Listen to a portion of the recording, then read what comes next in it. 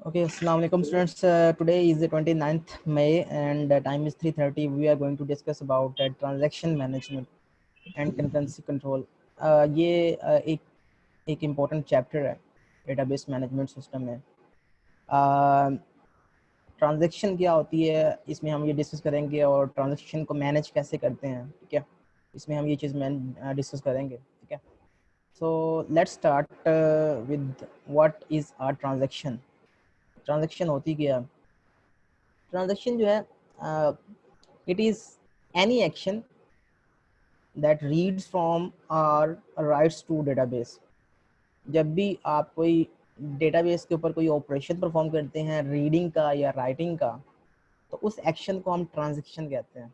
Okay, सो database में transaction का word जब आता है तो इसका मतलब ये होता है कि it is a collection of operations जो कि हम डेटाबेस के ऊपर अप्लाई कर रहे होते हैं, परफॉर्म कर रहे होते हैं. ओके, सो यू नो कि अगर हम यूज़र्स के पर्सपेक्टिव से डेटाबेस को डिवाइड करें तो एक सिंगल यूज़र डेटाबेस होती है, एक मल्टी यूज़र डेटाबेस होती है.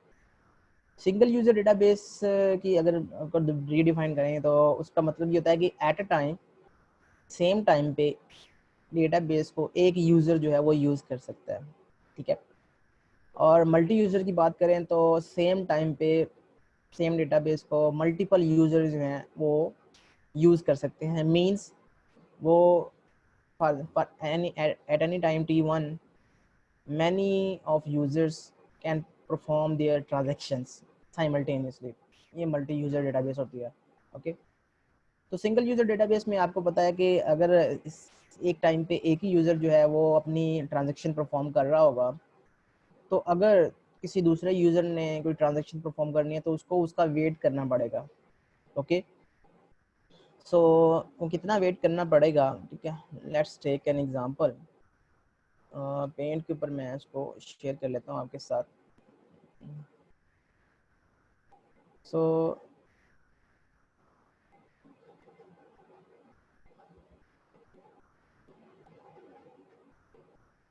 आपके पास फॉर एग्जांपल एक ट्रांजैक्शन T1 है, ठीक है, और उसके बाद एक और ट्रांजैक्शन T2 है जो कि परफॉर्म करनी है किसी और यूज़र ने.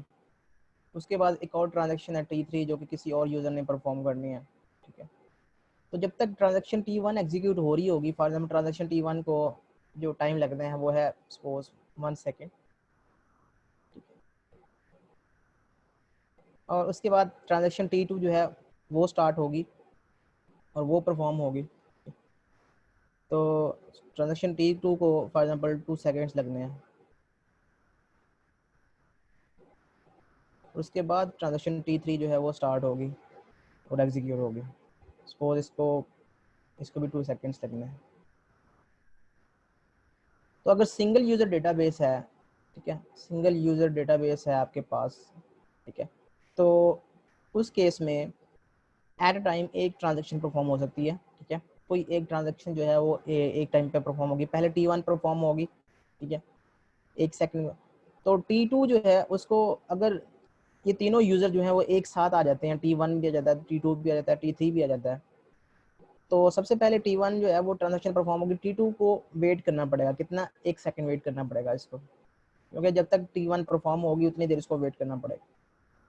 अगर हम T3 की बात करें तो T3 जो है उसको 3 सेकंड तक वेट करना पड़ेगा. क्यों?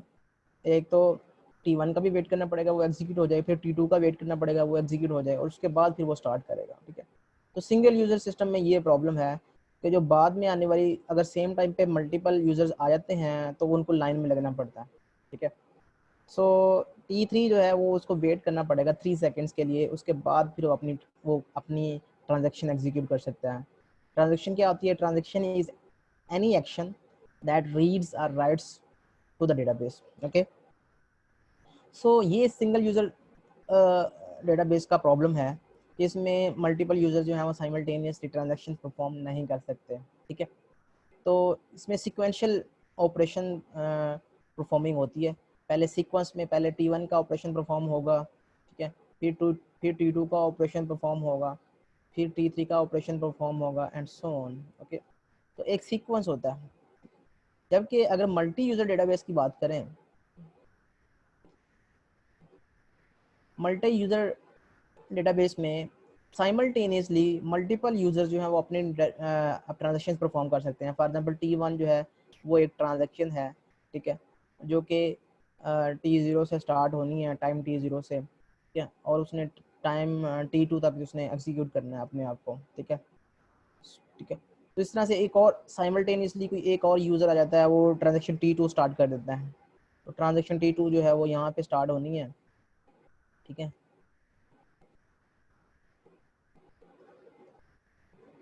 ट्रांजेक्शन T2 स्टार्ट होनी है यहाँ से और यहाँ पे ख़त्म होनी है, सपोज T3 पे ख़त्म होनी है।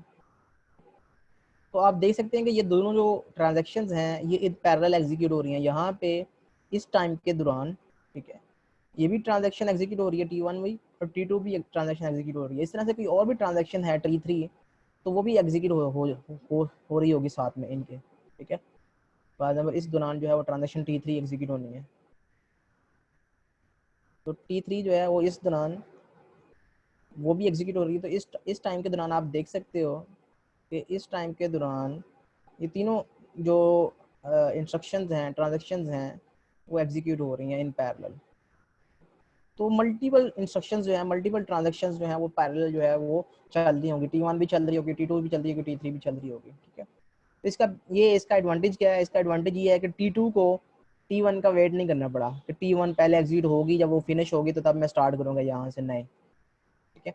और T3 की बात करें तो T3 जो है ना उसको भी T2 का वेट नहीं करना पड़ा कि T2 पहले ख़त्म होगी फिर मैं यहाँ पे स्टार्ट करूँगा, नहीं।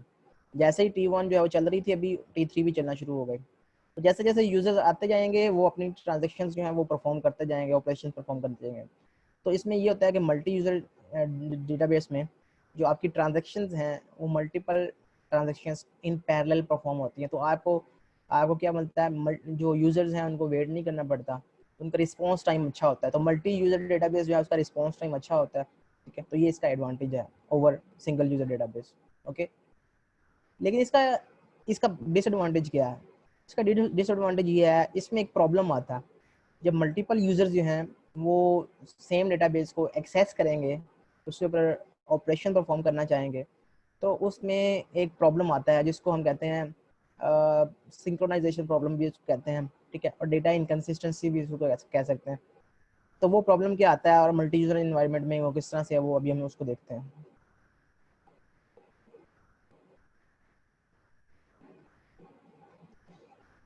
सो फॉर एग्जांपल लेते हैं, ठीक है। एक अकाउंट है, ठीक है, बैंकिंग की एग्जांपल लेते हैं।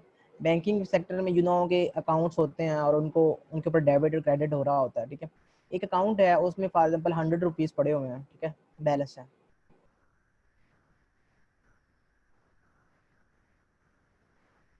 तो उसमें हमने कुछ डेबिट करना है, कुछ क्रेडिट करना है। अगर हम कुछ डेबिट की बात करें, ठीक है, तो हमने उसमें एक अमाउंट जो है वो इसमें डिपॉजिट करनी है, ठीक है, जिसको हम डेबिट कह रहे हैं।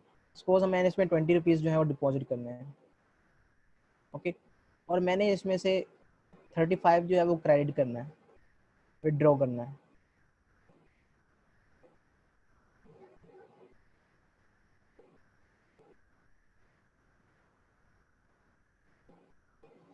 तो नेट बैलेंस जो है वो आपका after these two transactions, debit और क्रेडिट करने के बाद जो नेट बैलेंस है वो क्या होना चाहिए? 100 में 20 ऐड करेंगे 120, और 35 माइनस करेंगे तो 85। तो नेट बैलेंस जो है after these two transactions, debit और क्रेडिट के बाद जो अकाउंट में जो आपका बैलेंस होना चाहिए वो होना चाहिए 85, ओके। लेकिन ये हमारा एक्सपेक्टेड बैलेंस है, ठीक है, जो कि बैलेंस होना चाहिए। लेकिन हम देखते हैं कि जब ये दोनों ट्रांजेक्शन्स जो हैं वो साइमल्टेनियसली एग्जीक्यूट होंगी, there can be a problem. ज़रूरी नहीं है कि ये वाला रिजल्ट है, ये वाला बैलेंस बचे जो हमारे यहाँ पे नज़र आ रहा है, ठीक है। वो किस तरह से, उसकी एग्जांपल लेते हैं। उसकी एग्जांपल कुछ इस तरह से है कि जो डेबिट होता है या क्रेडिट होता है, ये बेसिकली एक इंस्ट्रक्शन आपको नज़र आ रही है, लेकिन बैकएंड के ऊपर इसकी मल्टीपल माइक्रो इंस्ट्रक्शंस बनती हैं, ठीक है। सो वो किस तरह से, जिस तरह से ट्रांजैक्शन जब एग्जीक्यूट होती है तो बेसिकली जो आपका अकाउंट है, अकाउंट जो है वो बेसिकली फाइल्स में आपका स्टोर होते हैं। जितने भी आपके अकाउंट्स हैं वो परमानेंट स्टोरेज के ऊपर स्टोर होते हैं। परमानेंट स्टोरेज जो है वो कहाँ पे होती हैं, फाइल्स, वो आपकी हार्ड डिस्क के ऊपर होते हैं, ठीक है। तो हार्ड डिस्क के ऊपर जो है ना आपका एम्प्लॉयज़ का सारा जो है ना अकाउंट्स का डेटा जो है वो सारा पड़ा हुआ है, ठीक है, फाइल्स की शेप्स में, ठीक है। तो जब भी हमने किसी अकाउंट को अपडेट करना है, उसमें डेबिट करना है या क्रेडिट करना है, ठीक है, तो होता ये है कि वो फाइल्स जो हैं उसमें से हम डेटा रीड करके मेमोरी में लेके आते हैं। और मेमोरी में लेके आते हैं पहली चीज़, ठीक है, उसको हम रीड करते हैं डिस्क से मेमोरी में, लोड करते हैं इसको। तो उसके बाद उसके ऊपर ऑपरेशन परफॉर्म करते हैं, डेबिट करना है या क्रेडिट करना है तो उसके ऊपर वो सेकंड नंबर पे हम उसके ऊपर ऑपरेशन परफॉर्म करते हैं। और थर्ड नंबर पे हम वो दोबारा से वो मेमोरी से वो डेटा जो है ना वो फाइल्स के ऊपर राइट करते हैं, तो राइट बैक करते हैं इसको। तो ये तीसरा ऑपरेशन होता है। तो बैकएंड के ऊपर जो है ना असल में जब भी डेबिट या क्रेडिट करना हो तो ये तीन ऑपरेशन परफॉर्म हो रहते हैं। पहला है कि लोड लोड दूसरा जो है वो ऑपरेशन है, और तीसरा जो है वो स्टोर है। ओके, तो अगर मैं डेबिट को लिखना चाहूँ, डेबिट को मैं कुछ इस तरह से लिख सकता हूँ कि अगर मैंने एक अकाउंट से डेबिट करना है तो मैं कुछ इस तरह से लिखूंगा कि मैं कहूँगा अगर रीड, अगर मैं लोड करूँगा मेमोरी में तो कुछ इस तरह से करूँगा रीड एक्स जो है वो एक वेरिएबल है, ठीक है, इसमें मैं रीड करके लेके आता हूँ अकाउंट में जो भी मेरे पास बैलेंस पड़ा हुआ है। अकाउंट जो है वो बेसिकली क्या है, ये बैलेंस है मेरे पास जो कि डिस्क के ऊपर पड़ा हुआ है, ठीक है, और जो भी बैलेंस है वो मैं रीड करके एक्स वेरिएबल में लेके आता हूँ, ठीक है। अब मैं इसके ऊपर डेबिट का मतलब ये है कि मैंने इसके ऊपर ऐड का ऑपरेशन परफॉर्म करना है, तो मैं इसके ऊपर एक्स को इंक्रीज कर दूंगा 20 से, ऐड एक्स 20। ऐड एक्स 20 का मतलब ये है कि एक्स में 20 ऐड कर दो और दोबारा से जैसे मैंने रीड कर लिया, पहला ऑपरेशन परफॉर्म कर लिया, ठीक है, लोडिंग का, ये दूसरा ऑपरेशन है, ठीक है, जो कि मैंने एक्चुअली में ऐड कर रहा हूँ, और तीसरे में हमने राइट बैक करना है, ठीक है, इनका स्टोर करना है। तो एक्स की वैल्यू जो है मैं दोबारा से वो राइट कर रहा हूँ, ठीक है, अकाउंट के ऊपर।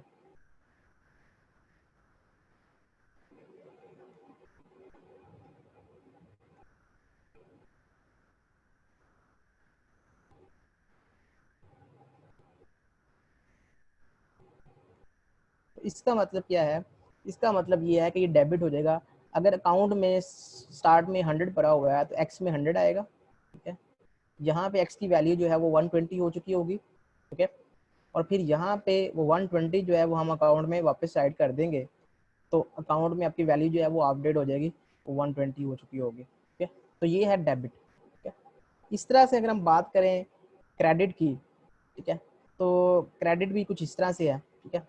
और क्रेडिट की अगर हम बात करें तो क्रेडिट में हमारे पास इंस्ट्रक्शंस कुछ इस तरह से होंगी, रीड एक्स या वाई ले लें, इसमें वाई ले लें एक वेरिएबल, अकाउंट से हम रीड करेंगे अकाउंट में जो भी बैलेंस पड़ा होगा, और हम उसमें से सब्ट्रैक्ट करेंगे 35, तो वाई में से हम सब्ट्रैक्ट कर देंगे 35,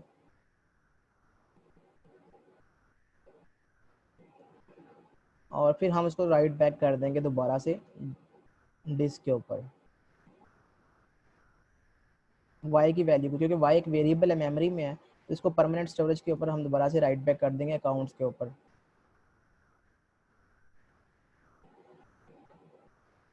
ओके, तो इससे क्या होगा, ये जो है ना ये तीन इंस्ट्रक्शन जो है ये बेसिकली क्रेडिट करेंगे। क्रेडिट किस तरह से कि बेसिकली विड्रॉ कर रहे हैं हम, तो अगर आपके पास 120 पड़ा हुआ है अकाउंट में यहाँ पे, ठीक है, तो 120 जो है वो वाई में चला जाएगा, 120 में से यहाँ पे 35 माइनस करेंगे तो वाई में हमारे पास जो वैल्यू बचेगी वो 85 रहेगी, और 85 जो है वो हम दोबारा से अकाउंट के ऊपर राइट कर देंगे। ओके, इसका ये मतलब है।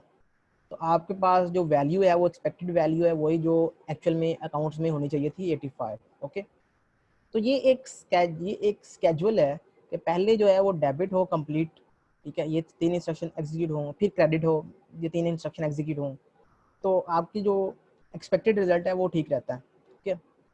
लेकिन असल में होता ये है कि जब ये जो ट्रांजेक्शन्स हैं, इसको फॉर एग्जांपल मैं कहता हूँ कि ये T1 ट्रांजेक्शन है, ठीक है, और इसको मैं कह रहा हूँ कि ये T2 ट्रांजेक्शन है। तो असल में जब ये ट्रांजेक्शन जो हैं वो इंटरलीव करती हैं, जब पैरेलल चलती हैं, तो स्केड्यूलर का कोई पता नहीं है कि वो किस तरह से इनको एग्जीक्यूट करता है, ठीक है। अगर वो स्केड्यूलर इनका जो ऑर्डर ऑफ एग्जीक्यूशन है वो चेंज कर दे, तो हमारा जो रिजल्ट है, एक्सपेक्टेड रिजल्ट है, वो हो सकता है कि वो जो है वो ना आए, 85 ना आए, कुछ और रिजल्ट आ जाए। वो किस तरह से, उसकी एग्जांपल लेते हैं।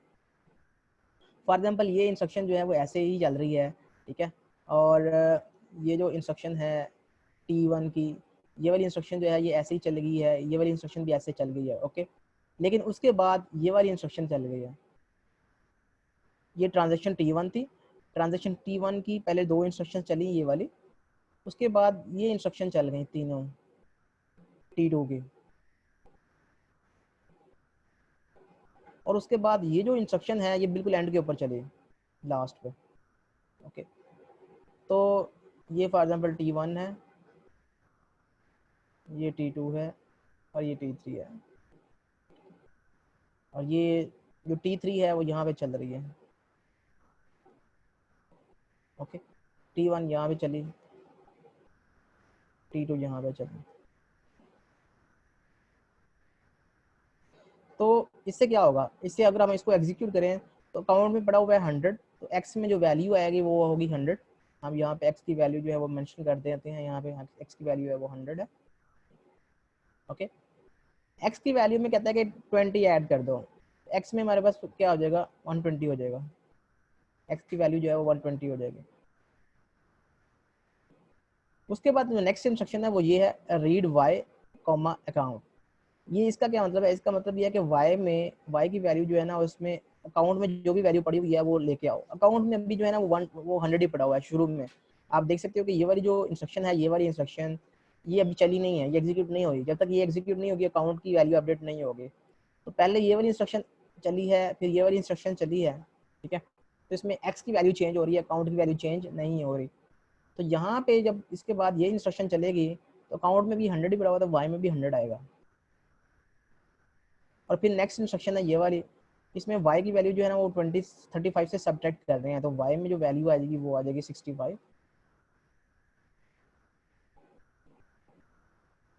उसके बाद ये वाली जो इंस्ट्रक्शन है, ये वाली, ये बेसिकली राइट कर रही है, राइट y अकाउंट। y की जो वैल्यू है वो अकाउंट में राइट कर रही है, तो अकाउंट में आपके पास जो वैल्यू चली जाएगी, सपोज a में आपके पास वैल्यू चली जाएगी 65, जो कि y में वैल्यू पड़ी हुई है 65, ओके। अब इसके बाद जो लास्ट इंस्ट्रक्शन है वो ये वाली T3 वाली, ये वाली चलेगी। तो T3 वाली इंस्ट्रक्शन जो है वो जब वो चलेगी तो T3 वाली इंस्ट्रक्शन ये वाली है, जो कि इसके बाद एग्जीक्यूट लास्ट बिल्कुल एंड के ऊपर एग्जीक्यूट होगी, ये वाली यहाँ पे, ठीक है। तो जब ये यहाँ पे एग्जीक्यूट होगी तो ये कहता है कि x की वैल्यू जो है वो काउंट के ऊपर राइट कर दो। तो x की वैल्यू क्या है, 120 है यहाँ पे। तो x की वैल्यू जो है ना वो काउंट के ऊपर राइट कर देंगे यहाँ पे 120। तो अकाउंट में जब ये दोनों इंस्ट्रक्शन एग्जीक्यूट हो, T1 ट्रांजेक्शन भी एग्जीक्यूट हो गई है ये वाली, जब T2 ट्रांजेक्शन भी एग्जीक्यूट हो गई, दोनों की दोनों ट्रांजेक्शन के सारे ऑपरेशंस जो हैं वो एग्जीक्यूट हो गए, तो अकाउंट में वैल्यू जो है वो 120 है। हालांकि वैल्यू होनी चाहिए थी 185, ठीक है। 85 में यू नो कि हमने तो 100 में से 20 जो है वो डेबिट किया था, प्लस किया था, ठीक है, और 35 जो है वो माइनस किया था। तो अकाउंट में तो वैल्यू 85 होनी चाहिए थी, लेकिन ये तो 120 है। तो this is called data inconsistency. This is a problem जो कि मल्टीपल इंस्ट्रक्शंस, जब मल्टीपल ट्रांजैक्शंस हम साइमल्टेनियसली मल्टी यूजर इन्वायरमेंट में, मल्टी यूजर डेटाबेस सिस्टम में जब हम एग्जीक्यूट करते हैं तो ये प्रॉब्लम आता है। ये प्रॉब्लम क्यों आता है, ये प्रॉब्लम तब आता है जब हम सेम डेटा को दो डिफरेंट ट्रांजैक्शंस सेम टाइम पे एक्सेस कर रही होती हैं, तो तब ये प्रॉब्लम आता है। यहाँ पे अकाउंट जो है वो एक हमारे पास सेम डेटा है, ठीक है। सेम अकाउंट को ये जो है वो ये ट्रांजैक्शन जो है वो राइट करना चाह रही है, डेबिट करना चाह रही है, और दूसरी जो ट्रांजैक्शन है वो सेम अकाउंट के ऊपर क्रेडिट का ऑपरेशन परफॉर्म करना चाहती है। तो दैट इज वाई जब दोनों ट्रांजैक्शन सेम डेटा को एक्सेस कर रही हैं simultaneously at the same time, और वो इंटरलीव हो गई हैं इस तरह से कि हमारा जो रिजल्ट है वो इनकंसिस्टेंट हो गया। तो this is the major problem जो कि हमें फेस करना पड़ता है मल्टी यूजर इन्वायरमेंट में, मल्टी यूजर डेटाबेस में। ओके, सो इस प्रॉब्लम को, ये प्रॉब्लम आपको समझ आ गया कि प्रॉब्लम क्या होता है स्टूडेंट्स?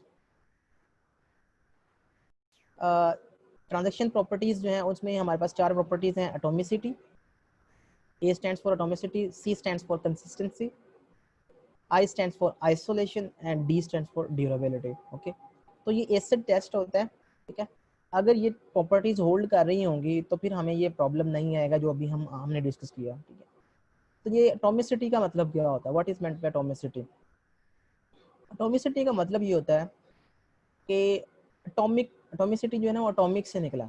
एटॉमिक का मतलब होता है कि या तो ऑपरेशंस कंप्लीटली परफॉर्म होंगे या फिर नहीं होंगे। ओके, फॉर एग्जांपल एक ट्रांजैक्शन है, उसमें हमारे पास 3 ऑपरेशन हैं एक ट्रांजैक्शन में। जिस तरह से अभी हमने देखा कि रीड का है, फिर हमने ऐड किया था, फिर हमने इसको राइट किया था, तो ये 3 ऑपरेशन है। तो 3 ऑपरेशन है एक ट्रांजैक्शन में। तो आप जो 3 ऑपरेशन है या तो वो कम्प्लीटली एग्जीक्यूट होंगे या फिर वो नहीं होंगे। इसको हम कहते हैं एटॉमिसिटी। इसको हम रियल लाइफ में डिस्कस करते हैं। Let's take an example. जैसे कि आप एटीएम मशीन पे जाते हो, तो आप जो है ना वो अपना लॉगिन एंटर करते हो और जो है वो मनी अमाउंट एंटर करते हो, तो मशीन जो है वो आपका कार्ड वापस करती है और आपको वो पैसे देनी ही लगी थी कि लाइट चली जाती है। तो होता ये है कि आपकी जो ट्रांजैक्शन है वो सक्सेसफुली कंप्लीट नहीं हुई, लेकिन आपके अकाउंट में, आपको पता है कि आपके अकाउंट में से पैसे कट जाते हैं। जब आपको पैसे मिलने से पहले आपके अकाउंट में से पैसे डिडक्ट हो जाते हैं। अब पैसे डिडक्ट हो चुके हैं आपके अकाउंट में से, लेकिन एक्चुअल में आपको मशीन ने दिए नहीं है, लाइट चली गई थी, तो ट्रांजैक्शन आपकी कंप्लीट नहीं हुई। तो ये जो इस चीज़ को कहेंगे कि हमारे पास जो एटॉमिसिटी प्रॉपर्टी है वो वायलेट हुई है। एटॉमिसिटी प्रॉपर्टी का मतलब ये होता है कि या कि पूरी की पूरी ट्रांजैक्शन जो है वो एग्जीक्यूट हो सक्सेसफुली या फिर ना हो। तो उस केस में होता ये है कि अगर आपको पैसे नहीं मिले तो आपकी जो अकाउंट में से अगर पैसे डिडक्ट भी हो चुके हैं तो वो दोबारा से आपके अकाउंट में डाले जाते हैं, ठीक है, डेबिट किए जाते हैं। ओके, तो इसको कहते हैं रोल बैक। तो रोल बैक जो है वो होता ये है कि अगर आप कुछ ऑपरेशन एग्जीक्यूट हो चुके हों अगर एक ट्रांजेक्शन में, और बाकी ऑपरेशन रहते हों, कुछ ऑपरेशन रहते हों, तो in case of failure of that transaction, failure किसी वजह से भी हो सकता है, यूज़र की वजह से भी हो सकता है, कोई और इलेक्ट्रिसिटी की प्रॉब्लम की वजह से भी हो सकता है, कुछ भी हो सकता है।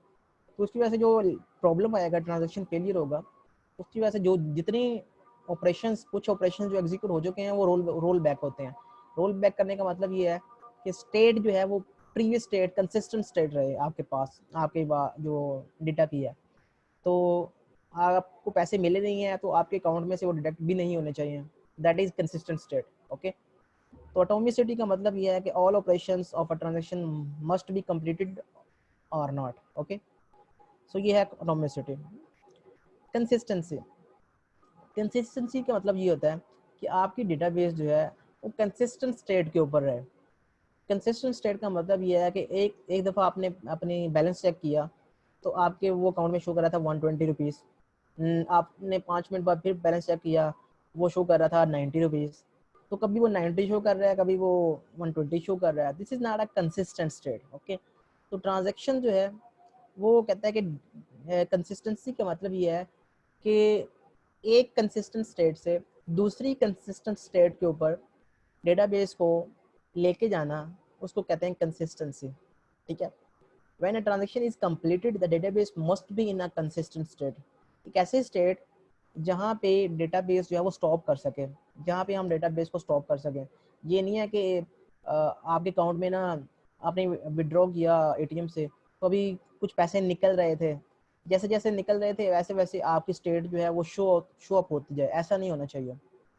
आप ऑनलाइन बैंकिंग करते हो तो ऑनलाइन बैंकिंग में आपने साथ साथ में ऑनलाइन अपना अकाउंट भी खुला हुआ है, साथ में आप एटीएम भी यूज़ कर रहे हैं। तो एटीएम में से भी ना पैसे जैसे जैसे मशीन जो है वो विड्रॉ कर रही है, डिडक्ट कर रही है, तो पहले वो अगर 25,000 आपने निकलवाना था तो पहले 1000, 2000, 3000 इस तरह से वो डिक्रीमेंट कर रही है सपोज। तो वो साथ साथ शो भी करेगी ऑनलाइन, आपको शो अप भी हो रहे हों। तो वो ऑनलाइन शो नहीं होना चाहिए, क्योंकि अब कंसिस्टेंट स्टेट ये है कि 25,000 से पहले से कितनी अमाउंट थी, 25,000 निकलवाने के बाद कितनी अमाउंट है, वो है कंसिस्टेंट स्टेट। तो कंसिस्टेंसी जो है वो है एक स्टेट से दूसरी स्टेट के ऊपर आपको डेटाबेस को कंसिस्टेंट शो करना, ठीक है। ओके, तो नेक्स्ट जो प्रॉपर्टी है वो है आइसोलेशन। आइसोलेशन का मतलब ये है कि जिस डेटा के ऊपर एक ट्रांजैक्शन कोई ऑपरेशन परफॉर्म कर रही हो, उस डेटा के ऊपर उस टाइम पे कोई और ट्रांजैक्शन कोई एक्शन परफॉर्म ना करे, इसको कहते हैं isolation. Isolation means data used during the execution of a transaction cannot be used by a second transaction until the first one is completed. जब तक पहली ट्रांजैक्शन अपना ऑपरेशन उस डेटा पे कंप्लीट नहीं कर लेती, तब तक दूसरी ट्रांजैक्शन जो है उस डेटा को यूज ना करे, इसको कहते हैं आइसोलेशन। ओके, जब आइसोलेशन होगी तो ऑब्वियसली आपका कोई भी प्रॉब्लम नहीं आएगा। ओके, डेटा इनकंसिस्टेंसी का प्रॉब्लम नहीं आएगा। ओके, नंबर 3, ये था नंबर 3। Number 4 durability. ड्यूरेबिलिटी का मतलब ये है कि अगर एक ट्रांजैक्शन सक्सेसफुली कंप्लीट हो जाती है, ओके, तो उसको फिर वो उसको हम कहते हैं कमिट हो गई है। जब एक ट्रांजैक्शन सक्सेसफुली कंप्लीट हो जाएगी उसको हम कहेंगे कमिट हो गई। फॉर एग्जाम्पल आप एटीएम पे जाते हो, अपने पैसे विड्रॉ करने थे, विड्रॉ कर लिए, उसने मशीन ने आपको पैसे दे दिए, ओके दैट्स इट। अब आप कहेंगे ये पैसे वापस रख ले मशीन, ऐसा नहीं होगा, ऐसा कुछ नहीं होगा। तो वो क्योंकि आपकी जो स्टेट है वो कमिट हो चुकी है, ठीक है।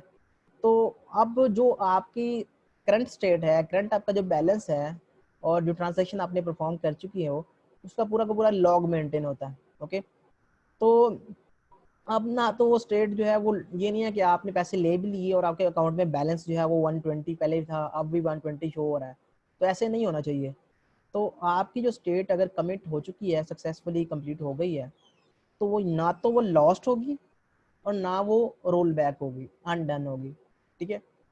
तो इसको कहते हैं ड्यूरेबिलिटी। ड्यूरेबिलिटी इंश्योर्स दैट अगर एक ट्रांजैक्शन सक्सेसफुली कंप्लीट हो गई है तो वो कमिटेड हो गई है, तो उसके बाद वो ना तो लॉस्ट होगी ना वो अनडन होगी। ओके, तो ये 4 प्रॉपर्टीज हैं, एटॉमिसिटी, कंसिस्टेंसी, आइसोलेशन और ड्यूरेबिलिटी, जो कि इंश्योर करती हैं कि आपकी जो ट्रांजैक्शंस हैं, ट्रांजैक्शन मैनेजमेंट वो स्मूथली रन हो रही है, ठीक है।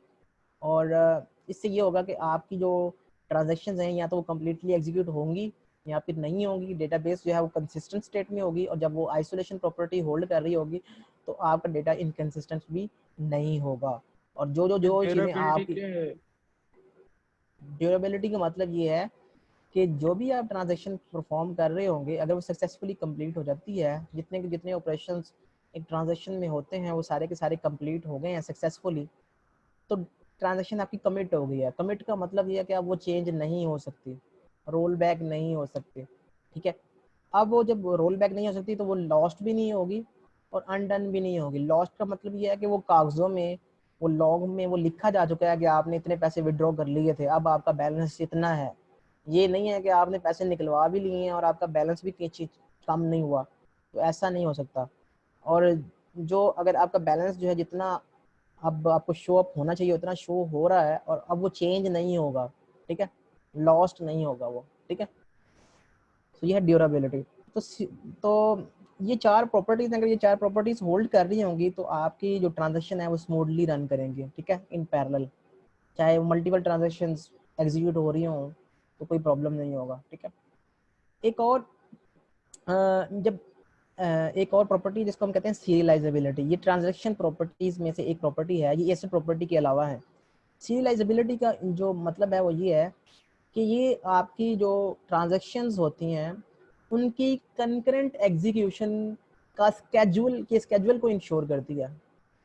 मींस कंकरेंट एग्जीक्यूशन का मतलब ये है कि 2 ट्रांजैक्शंस हैं, उनके 3 ऑपरेशन हैं, वो आपस में इंटरलीव कर गए हैं आगे पीछे, जैसे मैंने आगे पीछे मूव किया था, एग्जांपल दी थी आपको डेबिट क्रेडिट की। तो इस तरह से आगे पीछे मूव करके जो उनका एग्जीक्यूशन ऑर्डर होगा वो ऑर्डर इस तरह से हो कि आपका डेटा इनकंसिस्टेंट ना हो, उसको कहते हैं serialisability. Serialisability ensures the schedule or order of concurrent execution of transactions का जो कंकरेंट एग्जीक्यूशन उनकी जो हो रही होगी उसका जो ऑर्डर होगा वो ऑर्डर इस तरह से हम रखें कि आपकी डेटा कंसिस्टेंसी आए ही ना।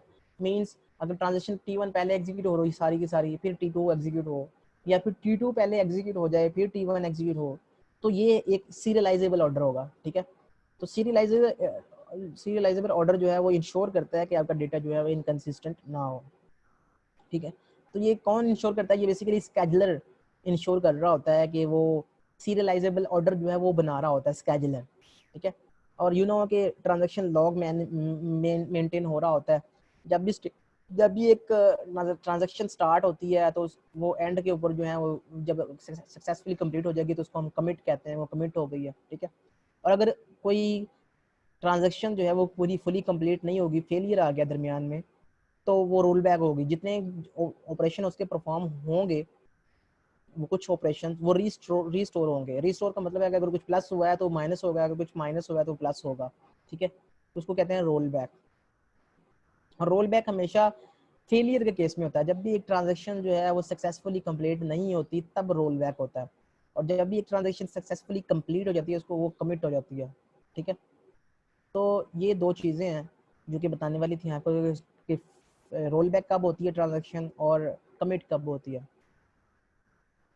तो ये मैंने अभी आपको ये एग्जांपल दे दिया। ये ट्रांजैक्शन T1 उस पर कुछ ऑपरेशन हैं, फिर ट्रांजैक्शन T2 उसमें कुछ ऑपरेशन हैं, तो इस वजह से ये डेटा इनकन्सिस्टेंट हो जाता है। ये डेटा इनकन्सिस्टेंट इस वजह से होता है क्योंकि हम अनकमिटेड डेटा यूज़ कर रहे होते हैं। अनकमिटेड डेटा का मतलब ये है कि दो ट्रांजेक्शन सेम डेटा जो है उसके ऊपर ऑपरेशन परफॉर्म कर रही है राइट की, एटलीस्ट एक जो ट्रांजेक्शन है वो राइट का ऑपरेशन परफॉर्म कर रही है। तो उस केस में अनकमिटेड डेटा जो है ये प्रॉब्लम आता है हमारे पास, ठीक है। तो इसका सलूशन फिर क्या है? इसका सलूशन है एसिड प्रॉपर्टी। एसिड प्रॉपर्टी अगर होल्ड कर रही है तो ये प्रॉब्लम नहीं आएगा, ठीक है। और इसके क्या सलूशन है? इसके और भी सलूशन हैं। फॉर एग्जाम्पल, आप लॉक लगा लें। There are different types of locks जो कि हम यूज़ करते हैं, ठीक है। तो जो पहला लेवल है लॉक का वो है database level lock. Database level lock का मतलब ये है कि जो भी ट्रांजैक्शन डेटाबेस यूज़ करना चाहती है वो पहले लॉग गेट करेगी डेटाबेस के ऊपर। Log database log database request भेजेगी, ठीक है। फॉर एग्जांपल T1 ट्रांजैक्शन है हमारे पास और यहाँ पे एक बार T2 हमारे पास ट्रांजैक्शन है। दोनों ने डेटाबेस लॉग की रिक्वेस्ट सेंड की। इसने भी डेटाबेस लॉग की रिक्वेस्ट सेंड कर दी, इसने भी डेटाबेस लॉग की रिक्वेस्ट सेंड कर दी। दोनों ने सेम टाइम पे लॉग की रिक्वेस्ट सेंड कर दी। किसी एक को लॉक मिलेगा। फॉर एग्जांपल ट्रांजैक्शन T1 ने लॉक गेट कर लिया, उसको लॉक मिल गया, उसने लॉक कर लिया। तो अब वो उसने उसने उसने जो ऑपरेशन परफॉर्म करना है वो फॉर एग्जांपल 4 to 5 सेकेंड्स का है। तो उसने 4 to 5 सेकेंड्स जो है वो उसको लॉक रखा, अपना ऑपरेशन परफॉर्म किया और फिर उसको अनलॉक कर दिया। जब उसने उसको अनलॉक किया तो उतनी देर जो है ट्रांजैक्शन T2 क्या करेगी, वो वेट करेगी। तो उसने उतनी देर वेट किया और जैसे ही पहली ट्रांजैक्शन T1 ने अनलॉक किया तो ये इसको लॉक कर लेगा और अब वो यूज़ करना शुरू कर देगा, ठीक है। और जब वो उसको यूज़ कर लेगा तो फिर वो उसको अनलॉक कर लेगा, ओके। तो इसमें इसमें जो है वो प्रॉब्लम ये है कि ट्रांजैक्शन T1 ने टेबल ए यूज़ करना था और ट्रांजैक्शन T2 ने टेबल बी यूज़ करना था, ओके। दोनों ने डिफरेंट टेबल्स यूज़ करने थे, सेम डेटा यूज़ नहीं करना था। लेकिन स्टिल जो भी ट्रांजैक्शन जो है वो डेटाबेस को यूज़ करना चाहती है, चाहे कोई भी टेबल यूज़ करना चाहती है, वो पहले उसको लॉक करेगी। तो ये तो वही सीन हो गया जो कि सिंगल यूज़र डेटाबेस में होता है। सिंगल यूज़र डेटाबेस में भी तो ऐसे ही होता है कि एक यूज़र जो है एक transaction at a time perform होती है, ठीक है। दूसरी ट्रांजैक्शन को वेट करना पड़ता है। तो ये अगर आप मल्टी यूज़र डेटाबेस में अगर आप डेटा इनकन्सिस्टेंसी का प्रॉब्लम डेटाबेस लेवल लॉग देते हो तो वो तो फिर वही बन जाती है कि डेटा मल्टी यूज़र डेटाबेस जो है वो सिंगल यूज़र डेटाबेस में चेंज हो जाती है, कन्वर्ट हो जाती है, ठीक है। तो this is not a viable solution, this is not a good solution. हालांकि वो डिफरेंट टेबल यूज़ करना चाहती है ट्रांजेक्शन, ये डिफरेंट टेबल यूज़ करना चाहती है, तो इन दोनों का फिर डेटाबेस लेवल लॉक नहीं होना चाहिए, टेबल लेवल लॉक होना चाहिए। तो table level lock is an other level of locking, ठीक है। इसमें क्या होता है? इसमें ये होता है कि ट्रांजेक्शन T1 ने भी लॉक हमने उसने डेटाबेस को यूज़ करना था और ट्रांजेक्शन T2 ने भी डेटाबेस को यूज़ करना था, ठीक है। लेकिन इस दफ़ा उन्होंने सेम टेबल को यूज़ करना है। इसने भी ए टेबल को यूज़ करना है, ट्रांजेक्शन T2 ने भी ए टेबल को यूज़ करना है। दोनों ने ए टेबल की रिक्वेस्ट सेंड कर दी, ठीक है, को लॉक लगाना है। फिर T1 जो है ट्रांजेक्शन उसको लॉक मिल गया, उसने उसको लॉक कर लिया और फिर उतनी देर के लिए ट्रांजेक्शन T2 जो है वो वेट करेगी। जैसे ही इसने अनलॉक किया, इसको लॉक रिलीज किया ट्रांजेक्शन T1 ने, ट्रांजेक्शन T2 ने वो लॉक जो है वो कैप्चर कर लिया, उसको लॉक कर लिया और फिर उसने अपना ऑपरेशन परफॉर्म कर दिया और फिर उसने उसको अनलॉक कर लिया। तो ये डेटाबेस टेबल लेवल लॉक में भी अगर दो ट्रांजेक्शन सेम टेबल को एक्सेस करना चाहती हैं, ओके, तो वो फिर उस केस में भी एक दूसरे का वेट करना पड़ेगा, ठीक है। तो टेबल लेवल लॉग भी it is not a good solution. जितने टेबल्स हैं आपके पास, फॉर एग्जांपल एक डेटाबेस में 10 टेबल है, तो मैक्सिमम एट मैक्स 10 यूज़र जो हैं वो साइमल्टेनियसली अपनी ट्रांजेक्शन्स परफॉर्म कर सकती हैं। अगर टेबल लेवल लॉग इम्प्लीमेंटेड है तो मैक्सिमम 10 आपके पास टेबल्स हैं, तो 10 transaction maximum in parallel execute हो सकती हैं, इससे ज़्यादा नहीं होगी, ठीक है। तो इसका सोल्यूशन क्या है? अगर आपके पास अगर एक टेबल में डिफरेंट पेजेस होते हैं तो एक ट्रांजेक्शन डिफरेंट पेज यूज़ करना चाहती है, दूसरी ट्रांजेक्शन डिफरेंट पेज यूज़ करना चाहती है, तो बजाय इसके कि टेबल लेवल लॉक लगाएं, हम पेज लेवल लॉक लगा सकते हैं, ठीक है। पेज लेवल लॉक का मतलब ये है कि फॉर एग्जांपल ट्रांजेक्शन T1 ने पेज 1 की रिक्वेस्ट सेंड की, उसने इसको लॉक कर लिया, ठीक है। उसके बाद जो ट्रांजेक्शन T2 है उसने पेज नंबर 2 की रिक्वेस्ट सेंड कर दी, तो उसने भी इसको लॉक कर लिया, ठीक है। और इसको भी लॉक मिल गया, इसको भी लॉक मिल गया, तो दोनों को सेम टेबल के ऊपर लॉक मिल गया। क्यों? क्योंकि उसने उसने पेज 1 को लॉक किया है, इस ट्रांजेक्शन ने पेज 2 को लॉक किया, ओके। तो दोनों के डिफरेंट पेजेस हैं, तो दोनों जो है वो डिफरेंट पेजेस को यूज करेंगे, ठीक है। लेकिन अगर जब इसने लॉक किया हुआ था पेज 1 ट्रांजेक्शन T1 ने, तो इतनी देर के लिए 6 तक इसने इसको लॉक किए रखना है। तो इस दौरान अगर पेज 1 की कोई और रिक्वेस्ट करता है, जैसे कि यहाँ पे रिक्वेस्ट की है T2 ने पेज 1 की, तो उसको वेट करना पड़ेगा, ठीक है। तो एक पेज सेम टाइम पे एक ट्रांजैक्शन यूज करेगी, ठीक है। लेकिन इसका बेनिफिट क्या होगा? इसका बेनिफिट ये होगा कि जितने पेजेस होंगे उतने साइमल्टेनियस आपकी ट्रांजैक्शंस परफॉर्म हो सकती हैं, ठीक है। और इसका डिसएडवांटेज क्या है? इसका डिसएडवांटेज ये है कि पेज लेवल लॉग को मैनेज करना मुश्किल होता है। हर पेज की आपको एंट्री रखनी पड़ेगी कि कौन सा पेज लॉग है, कौन सा पेज नहीं log, and so on so for. तो इसके लिए डेटा स्ट्रक्चर जो है वो मैनेज करना पड़ेगा। जैसे बिट मैप होता है, आपने शायद सुना हो, बिट मैप मैंने पहले भी जिक्र किया था। तो जितने पेजेस होंगे उतना बिट मैप का साइज होगा। और बिट मैप अगर बिट नंबर 0 इंडेक्स जो है उसका मतलब है कि 0 पेज, और 1 इंडेक्स का मतलब है 1 पेज, फर्स्ट पेज को रिप्रेजेंट कर रहा है वो। तो अगर फर्स्ट इंडेक्स के ऊपर बिट 0 पड़ी हुई है तो इसका मतलब है वो अनलॉक है, अवेलेबल है। अगर बिट 1 पड़ी हुई है तो इसका मतलब है वो लॉक है, ओके। तो ये इस तरह की जो है ना तो स्ट्रेटजी वो बनानी पड़ेगी। तो जितना ज़्यादा आपका जो पेज लेवल जो लॉकिंग लेवल है वो लो करते जाएंगे, आप पेज लेवल तक लेके आएंगे, तो उसकी मैनेजमेंट बढ़ती जाएगी, ठीक है।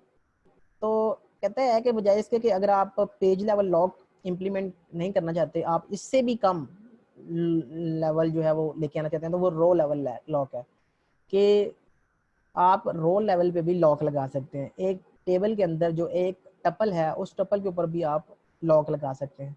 फॉर एग्जांपल ट्रांजेक्शन T1 जो है उसने लॉक करना है रो 1 को, और ट्रांजेक्शन 2 ने लॉक करना है रो 2 को, ओके। तो दोनों की दोनों जो है अगर रिक्वेस्ट सेंड करेंगे, दोनों की रिक्वेस्ट जो है एक्सेप्ट हो जाएगी, दोनों लॉक कर लेंगे, ओके। दोनों को ओके मिल गया, लॉक हो गया दोनों का, ठीक है। क्योंकि उसने डिफरेंट रो को लॉक करना था, इसने डिफरेंट रो को लॉक करना था, ओके।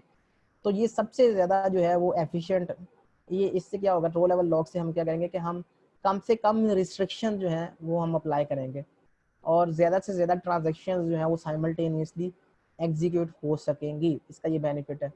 लेकिन इसमें हमें फिर ज़्यादा से ज़्यादा मैनेजमेंट करनी पड़ेगी। रो लेवल लॉग को मैनेज करने के लिए फिर हम हर रो का हमें हर रैकेट का हमें रैकेट रखना पड़ेगा कि वो लॉक है या नहीं है, एंड सो ऑन, ओके। और अगर आप फील्ड लेवल लॉक लगाना चाहते हैं तो फील्ड लेवल लॉक भी लगाया जा सकता है, जैसे हम रो लेवल लॉक जो है वो यूज़ करते हैं, ठीक है। सो स्टूडेंट्स, आज आज के टॉपिक में हमने डिस्कस किया कि ट्रांजैक्शन क्या होती है, ट्रांजैक्शंस में कौन कौन से मतलब प्रॉब्लम्स आते हैं, ट्रांजैक्शन की प्रॉपर्टीज़ कौन सी हैं, acid property, atomicity, consistency, isolation, durability, वो हमने डिस्कस की। फिर हमने देखा कि जब मल्टीपल ट्रांजैक्शंस जो हैं वो मल्टी यूज़र डेटाबेस में एग्जीक्यूट होती हैं और वो सेम डेटा को एक्सेस करती हैं, तो उसमें क्या प्रॉब्लम आता है, डेटा इनकन्सिस्टेंसी कैसे हो सकती है। तो आपको पता होना चाहिए कि पेपर के पॉइंट ऑफ व्यू से बता रहा हूँ कि अगर